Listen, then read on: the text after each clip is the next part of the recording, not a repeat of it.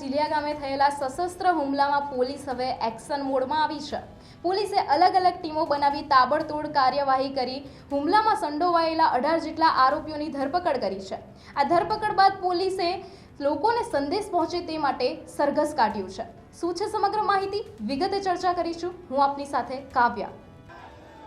ચાણસ્માના જીલિયા ગામે થયેલા હુમલાના કેસમાં પોલીસે ઝડપી કાર્યવાહી હાથ ધરી હતી। જુદી જુદી ટીમો બનાવી પોલીસે 18 જેટલા આરોપીઓની ઝડપી પાડ્યા છે।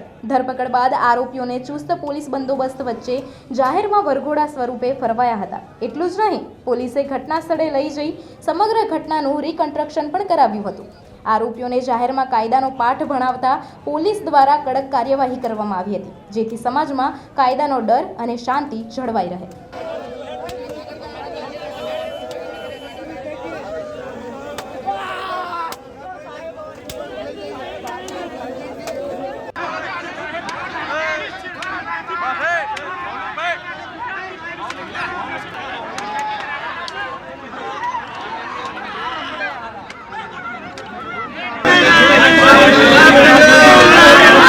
આ સમગ્ર મામલે હવે સવાલ એ ઊભો થઈ રહ્યો છે કે જેના પર આ હુમલો થયો હતો ભાવેશ રબારી પર, તે પોતે પણ એક ગુનેગાર છે। તેના પર પણ ગુસ્સી ટોકનો એક ગુનો નોંધાયેલો છે। તેવા તો અન્ય ઘણા ગુનાઓ નોંધાયેલા છે, પરંતુ હવે વાત અહીંયા એ જોવાની છે કે પોલીસે કાયદાનું ભાન કરાવવા માટે આ આરોપીઓનું સરઘસ કાઢ્યું, તો શું હવે ભાવેશ રબારીનું પણ સરઘસ કાઢવામાં આવશે?